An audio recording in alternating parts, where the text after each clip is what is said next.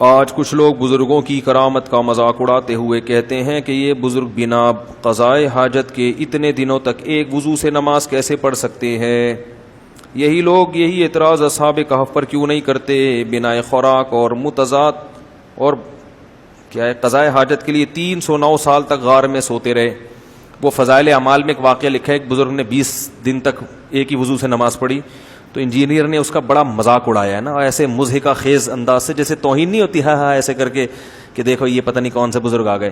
اور نیچے اس پہ کمنٹس آئے ایک ڈاکٹر کے کہ میڈیکلی یہ ممکن ہے ہی نہیں، اس نے بھی مذاق اڑایا. تو یہ بیچارے سینس لیس اسی کو بولتے ہیں. یہ کرامت ہوتی ہے، کرامت میں نسبت اللہ کی طرف ہوتی ہے. جیسے میں نے بھی بتایا نا، نبی نے جو چاند کے 2 ٹکڑے کیے تو نبی نے نہیں کیے بلکہ کس نے کیے؟ اللہ نے کیے. تو یہ کرامت ہوتی ہے اور کرامتیں ثابت ہیں. کرامت کے لیے پیغمبر ہونا ضروری، پیغمبر سے جو ہوگا وہ معجزہ کہلائے گا، اور اہل اللہ سے بزرگوں سے جو ہوگا وہ کیا کہلائے گا؟ کرامت. تو کچھ بھی ہو سکتی ہے وہ. جیسے کہ سلیمان علیہ السلام نے کہا کہ کون تخت اٹھا کے لائے گا، تو ایک جن نے کہا میں پلک جھپکنے سے پہلے، تو جن تو لے آئے تو مجلس برخات ہونے سے پہلے. لیکن اللہ فرماتے قال الذی عنده علم من الکتاب، جن کے پاس زبور کا علم تھا نا، تو جمہور اس طرف گئے وہ انسان تھے، وہ جن نہیں تھے، ان کے پاس زبور کا علم تھا، عالم تھے. انہوں نے کہا کہ آپ کی پلک جھپکنے سے پہلے لے آؤں گا میں، یہ کہا اور تخت حاضر. ہم کہتے ہیں انسان یہ کام نہیں کر سکتا. ان کے دل میں اللہ نے الہام کیا کہ آپ اشارہ کریں، اللہ اپنی قدرت سے حاضر کر دے گا. تو یہ اللہ کر دیتا ہے. بعض دفعہ اہل اللہ کے ہاتھ پہ ایسی کرامت جاری کر دیتا ہے. احادیث میں تو بہت ہیں ایسے واقعات. حضرت مریم کو شوہر کے بغیر ان کے بیٹا پیدا ہو جانا، یہ حضرت مریم کی کرامت تھی یا نہیں تھی؟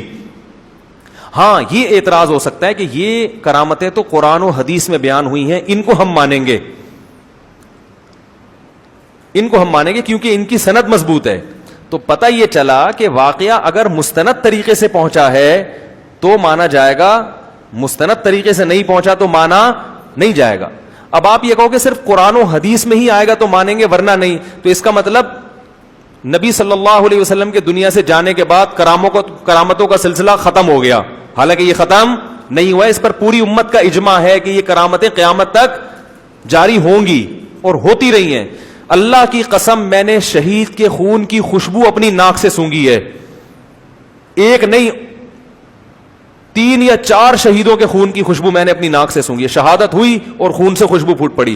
اب میں یہ واقعہ ممبر پہ بیان کروں اور کوئی نیچے کمنٹس کرے، کوئی ہنسے ہاں ہاں ان کے دیکھو خون میں تو بدبو ہوتی ہے اور یہ ہوتا ہے اور یہ دیکھو چھوڑ رہے ہیں لوگوں کو الو بنا رہے ہیں، اور نیچے کسی ڈاکٹر کے کمنٹس ہو، انجینئر کے کلپ کے کہ میڈیکلی یہ ممکن نہیں ہے، تو وہ پاگل ہونے کا سرٹیفکیٹ خود دے رہا ہے کہ میں بہت بڑا پاگل ہوں، مجھے یہ بھی نہیں پتا کہ یہ کرامت بیان کر رہا ہے، یہ میڈیکل سائنس کی رپورٹیں نہیں پیش کر رہا ہے یہاں پہ. تو یہ کرامت ہے. اور یہ صرف ہم نہیں کہتے، غیر مسلم نے بھی مانتے ہیں، غیر مسلمین بھی. ان ایک دفعہ یہ ریڈ کراس والوں کی رپورٹ میں نے خود پڑھی. اس رپورٹ میں یہ تھا کہ ہم نے کچھ شہداء کی لاشیں دیکھی جو کئی دن ہو گئے مگر وہ خراب نہیں ہوئی اور ان کے خون میں بھی خوشبو تھی. لیکن وہ ریڈ کراس کی ویب سائٹ پہ بہت چھوٹی سی خبر لگی تھی. انہوں نے کہا ہم ان کی خوراکوں پہ غور کر رہے ہیں کہ کیا کھاتے ہیں جس سے ان کا باڈی خراب نہیں. حالانکہ میڈیکلی یہ ممکن ہے کہ ایک آدمی مر جائے اور باڈی اتنے دنوں تک سلامت رہے. ہاں، سارا پانی اس کا خشک کر لو تو ایک الگ بات ہے، لیکن نارمل باڈی سلامت نہیں رہتی. تو ایسے ہی میرے بھائی کئی دنوں تک ایک ہی وضو سے نماز پڑھنا یہ بھی کرامت ہے. اس میں یہ اشکال ہوگا کہ یہ مستند طریقے سے کوئی اس کی اوتھینٹک ہے، یہ بیٹھ کے بس چھوڑنا شروع، بعض لوگ چھوڑو بھی ہوتے ہیں نا، یہ ہو گیا وہ ہو گیا، بھائی کہاں کہ اس کی دلیل کیا ہے؟ تو فضائل اعمال میں اس کی دلیل وہ کتاب ہے جس کے حوالے سے وہ واقعہ نقل ہے. تو اس کتاب کا مصنف اگر قابل اعتماد ہے تو ہم اس واقعے کو مستند کہیں گے، اور مصنف اگر قابل اعتماد نہیں ہے تو وہ واقعہ مستند نہیں ہے. سمجھ رہے؟ اب جیسے میں نے یہ کہا کہ میں نے شہداء کے خون کی خوشبو اپنی ناک سے سونگھی ہے، تو جو آدمی مجھے سچا سمجھتا ہے وہ کہتا ہے مفتی صاحب 2019 کے رمضان میں تراویح کے بعد ممبر پہ بیٹھ کے اتنا بڑا جھوٹ نہیں بول سکتے. تو اس کی نظر میں یہ واقعہ کیا ہے؟ مستند ہے، اور یہ آگے لوگوں کو سنا بھی سکتا ہے. ہاں، جو سمجھتا ہے کہ یہ چھوڑو ہیں تو وہ نا یقین کرے. تو اگر آپ سمجھتے ہیں کہ شیخ الحدیث مولانا زکریا رحمۃ اللہ علیہ معاذ اللہ کذاب تھے، جھوٹے تھے، اور یہ سچا ہے، جو پروفیسر انجینئر آج بیٹھے ہوئے ہیں وہ شیخ الحدیث ہو کے بھی سچ نہیں بولتے تھے، جن کی کتاب کو اللہ نے پوری دنیا میں پھیلا دیا، اور اللہ نے میرے والد صاحب نے شیخ الحدیث مولانا زکریا کے پاس وقت گزارا ہے، انہوں نے ان کے پاس وقت گزارا ہے، وہ مجھے بتایا کرتے تھے کہ وہ کیسے تھے۔ آج شیخ الحدیث کے شاگردوں کو، ان کے خلفاء کو جا کے دیکھ لو، تمہیں پتہ چلے گا بزرگ کیسے ہوتے ہیں، ان کے خلفاء کے، تو دیکھ لو کہ جب یہ ایسے ہیں تو ان کے شیخ کیسے ہوں گے۔ تو اگر شیخ الحدیث جھوٹے تھے معاذ اللہ، تو ہم کہیں گے یہ واقعہ مستند نہیں ہے، قصے کہانی ہے۔ یا شیخ الحدیث نے جس کتاب سے نقل کیا اس کتاب کے مؤلف پر اگر الزامات لگے ہیں جھوٹا، جیسے حدیثوں میں جو راوی ہوتا ہے نا اس پہ الزامات لگتے ہیں کہ یہ راوی کذاب تھا، تو پھر وہ حدیث مستند نہیں رہتی۔ ایسے ہی اگر اس کتاب کے مؤلف جس نے وہ واقعہ بیان کیا، وہ مؤلف پر اگر جھوٹ کا الزام لگ چکا ہے تو بھی یہ واقعہ کیا ہے؟ غیر مستند۔ انجینئر نے نہ اس کتاب کے مؤلف پر بحث کی کہ وہ جھوٹ بولتے تھے معاذ اللہ، اور نہ شیخ الحدیث کو جھوٹا قرار دیا، اس کے باوجود صرف اس بات پر مذاق اڑایا اس واقعے کا کہ 20 دن تک بغیر وضو کے نماز پڑھنا ممکن نہیں ہے۔ میں کہتا ہوں 20 دن تک ایک وضو سے نماز پڑھنا ممکن نہیں ہے۔ میں کہتا ہوں 20 دن تک ایک وضو سے نماز پڑھنا اتنا عقل سے بعید نہیں ہے جتنا حضرت مریم کا بغیر شوہر کے بیٹا ہو جانا۔ تو قرآن میں اگر کوئی واقعہ بیان ہوا ہے تو وہ تو 100% یقینی ہے، لیکن قرآن میں اگر بیان نہیں ہوا، ویسے کرامت کا کوئی واقعہ ہوا ہے لیکن اس واقعے کو بیان کرنے والا مستند ہے، تو اس کا بھی مذاق اڑانے کی آپ کو اجازت نہیں ہے، کیونکہ یہ اس کی علامت ہے کہ آپ کرامت کے لفظ سے بھی اور اس کی حقیقت سے بھی واقف نہیں ہے۔ ہاں، یہ کہنا کہ یہ کرامت صحابہ کے سے کیوں نہیں ہوئی، یہ بھی الزام لگایا جاتا ہے۔ بھائی اگر وہ بزرگ نے 20 دن تک نماز پڑھ لی تو یہ صحابہ سے کیوں نہیں ہوئی، یہ کیوں نہیں ہوا، فلانے سے ہوا نہیں۔ تو کرامت میں یہ کبھی بھی نہیں ہوتا کہ ساری دنیا سے ہو۔ ایک کم درجے کے آدمی سے ایک کرامت ہوتی ہے، اس سے بڑے درجے کے آدمی سے وہ کرامت۔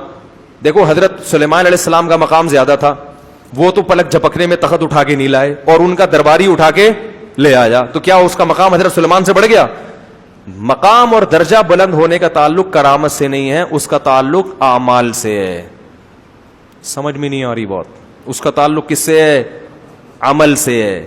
عمل اچھا ہوگا تو مقام زیادہ ہے۔ کرامت تو ایک اللہ کی قدرت کی دلیل ہوتی ہے، اس سے مقام بہت اونچا نہیں ہو جاتا، مقام اونچا ہونے کا تعلق اس سے ہے۔ جب میں یہ بات کرتا ہوں تو لوگ پتہ ہے کیا تانا دیں گے، سب ابھی کلپ نہیں بنایا نا بیٹا تو نے، اگر تمیز سے پھر دیکھنا، پھر میری کرامتیں دیکھنا تم، خالی پھر میری کرامتیں ساری اس پہ ظاہر ہوں گی۔ تو آدھا آدھا بناتے ہیں، ادھر سے کاٹ کے ادھر سے، اور مذاق اڑوا دیتے ہیں۔ تو اب اس پہ جو کمنٹس آئیں گے اس میں یہ آئیں گے کہ ان لوگوں نے اپنے بزرگوں کے دفاع کا ٹھیکہ لیا ہوا ہے۔ انہوں نے، ایک نے کہا کہ یہ ساری زندگی اپنے بزرگوں کا گند صاف کرنے میں لگا دیں گے، ایسے ایسے گندے تانے۔ بات یہ ہے کہ آپ جس کا بیان سن کے فضائل اعمال کا مذاق اڑا رہے ہو نا، اور ان دلائل کے بعد بھی آپ مذاق اڑانا نہیں چھوڑتے، اس کا مطلب آپ نے انجینئر کے گند صاف کرنے کا ٹھیکہ لیا ہوا ہے۔ نہیں آ رہی بات؟ میرا خیال ہے آپ شخصیت پرست ہو، کیونکہ میں اگر فضائل اعمال کا دفاع کر رہا ہوں اس کرامت میں، تو صرف فضائل اعمال کا نہیں، ہزاروں مؤلفین مصنفین جنہوں نے اپنی کتابوں میں کرامت کے واقعے لکھے ہوئے ہیں، کیونکہ اگر اس بیس پر آپ فضائل اعمال کا مذاق اڑاتے ہو تو صرف ایک فضائل اعمال زد میں نہیں آتی۔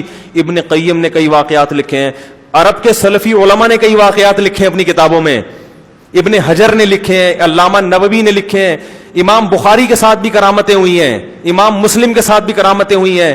آپ سب کی نفی کر رہے ہو اور ایک انجینئر کا دفاع کر رہے ہو، اس کے باوجود آپ شخصیت پرست پھر بھی نہیں بن رہے، اور ہمیں کیا کہہ رہے ہو؟ ہم کیا ہیں؟ شخصیت پرست۔ تو اس پہ مجھے ایک شاعر کا شعر آتا ہے، وہ قتل بھی کرتے ہیں تو چرچا نہیں ہوتا، ہم آہ بھی کرتے ہیں تو ہو جاتے ہیں بدنام۔ وہ کہہ رہا ہے وہ کمبخت ہمیں آگے مار کے قتل کر کے چلا گیا، بدنام نہیں ہے، اور جب وہ ہمیں مار رہا تھا ہم نے کہا اوئی کیوں مار رہا ہے، تو لوگ ہمیں بدنام کر رہے ہیں، دیکھو چیخ رہا ہے۔ بھائی یہ ہے آج کل مارکیٹ میں یہ چل رہا ہے۔ اللہ ہدایت ان فتنوں سے ہماری حفاظت فرمائے، اللہ اس کو توبہ کی توفیق عطا فرمائے۔ ہمیں کسی کی ذات کو ذلیل کرنے کا شوق نہیں ہے، شاید اچھا آدمی ہو، ہم سے اچھا ہی ہو، لیکن اپنی صلاحیتوں کو برباد کر رہا ہے۔ اللہ اس سے کوئی دین کی خدمت لے لے, کوئی اچھا کام لے لے, امت میں حقیقی معنوں میں جوڑ کا کام لے لے. جوڑ کا لفظ استعمال کرنے سے جوڑ نہیں ہوتا, جوڑ کی کام کرنے سے جوڑ ہوتا ہے. کام بھی اللہ جوڑ کی توفیق عطا فرمائے. اس رمضان میں سچی مچی کی توبہ کی اللہ توفیق عطا فرما دے. میرا ارادہ ہے کبھی ملاقات ہوئی تو انشاءاللہ بغلگیر ہو کہ میں محبت سے بھی کچھ باتیں سمجھاؤں گا کہ یار ہلکا ہاتھ رکھو, کبھی آیا کرو بیٹھ جایا کرو.